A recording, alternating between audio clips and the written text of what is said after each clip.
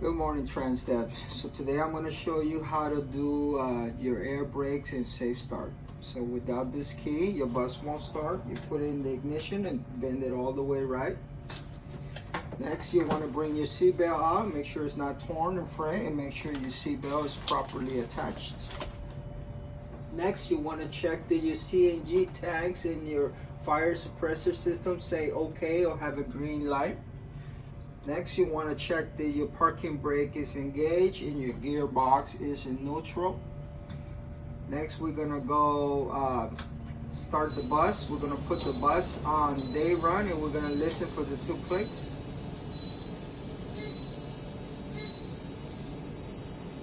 Once the 2 clicks come on, you are going to turn on your bus. Once your bus is on, you want to check your dash for any lights and buzzers like check engine lights and stuff. Everything seems to be okay. We're going to turn the bus to night run. Once the bus is in night run, we are going to engage our fast idle to get ready for our air brake test. It says always start your air brake test with a fully charged system. So with a fully charged system, I am now ready to start my air brake test. So for my cutout, I am going to turn off my fast idle. And for my cut-in. For my cut-in, it should be no lower than 85 psi. So I'm going to pump my service brake and wait for the needle to move. If the needle does not move in 10 seconds, then I am going to do it again until the needle does move, indicating that this is a good test. So 1, 2, 3, 4, 5, 6, 7. This is a good test at 110. The move did move up. So next I'm going to do my cutout, which is I'm going to turn on my fast idle, and the air pressure should build up. It should be no more than 140 psi.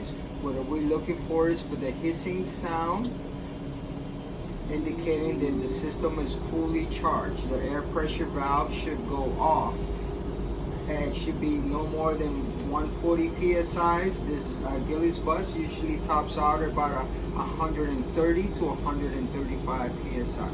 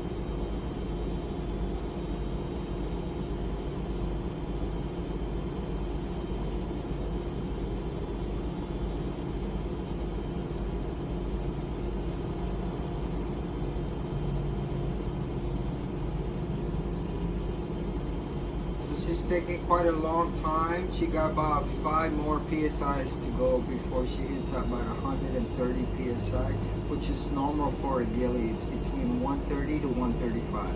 It should be no more than 140 psi's.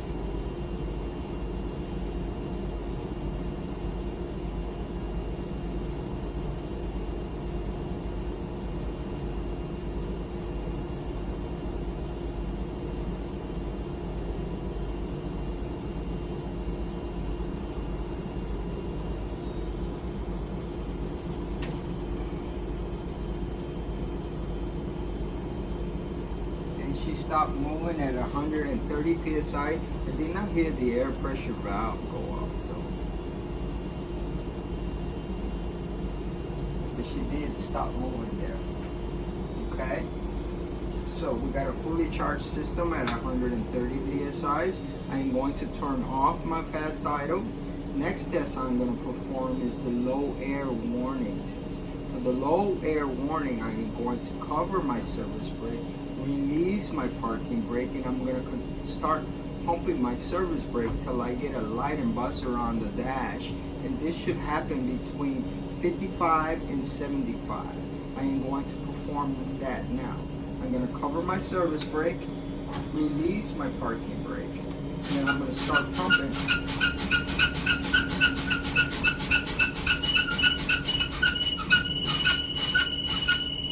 This is a good test at 75 psi. I got a light and buzzer on my dash.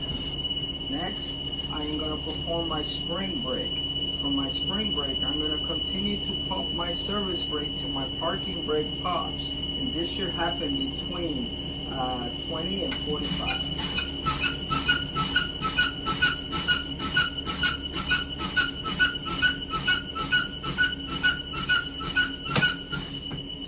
Pop at 50. That is it's a bad test because it fell out of range, but it's normal for this bus. It's normal for the Gillies. So this is a good test.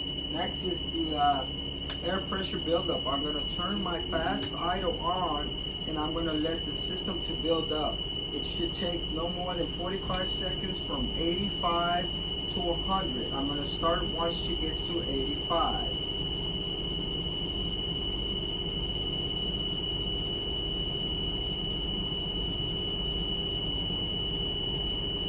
So she's at 85 of 1, 2, 3, 4, 5, 6, 7, 8, 9, 10, 11, 12, 13, 14, 15, 16, 17, 18, 19, 20. It took 20 seconds for the air pressure to build up from 85 to 100. So this is a good test. Next, we are going to allow for the system to fully charge till we move to the next test, which is the static air leakage test.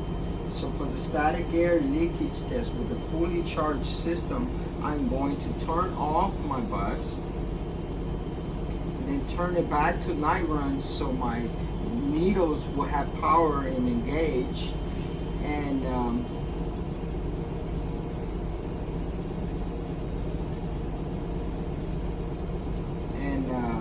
I should lose no more than 2 psi's in 1 minute. There is a fully charged system, so I'm going to turn the bus off, then turn it back to night run. I'm going to see I got a fully charged system at 130 psi's, and I'm going to watch it for 1 minute. I should not lose no more than 2 psi's. So let's say 1 minute has passed. I am still at 130 psi's, so this is a good test. I lost 0 psi's. My next test is my applied brake test. I am going to cover my service brake and release my parking brake and wait for the needle to settle. She settled down to 120, and I should not lose no more than 3 psi's in 1 minute. So let's say 1 minute has passed. I am still at 120, so I have lost 0 psi, so this is a good test. Next, it requires me to secure my bus, pop my parking brake, release my foot off the service brake, start my engine,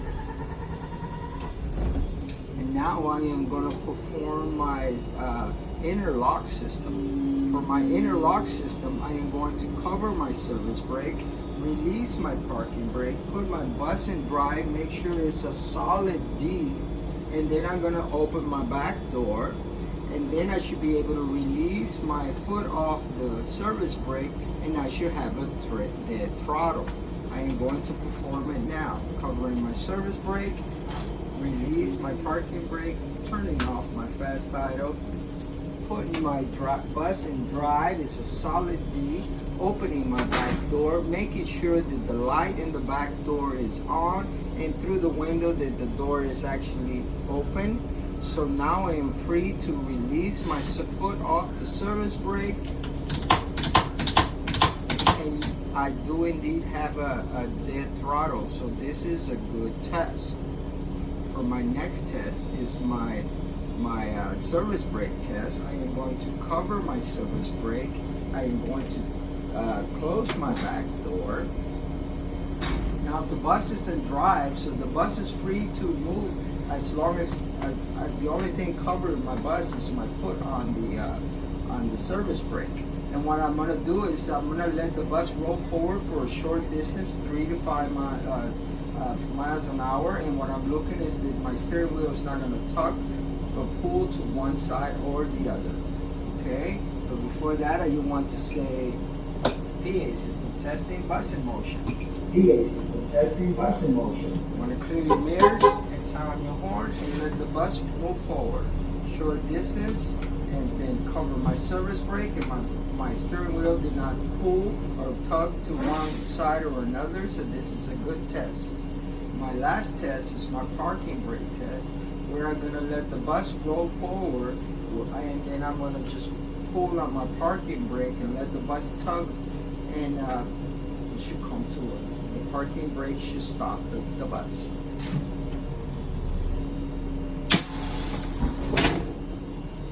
And that would conclude. I put my bus in neutral, make sure my parking brake is on. I will sound my horn and say this would conclude my air brake test.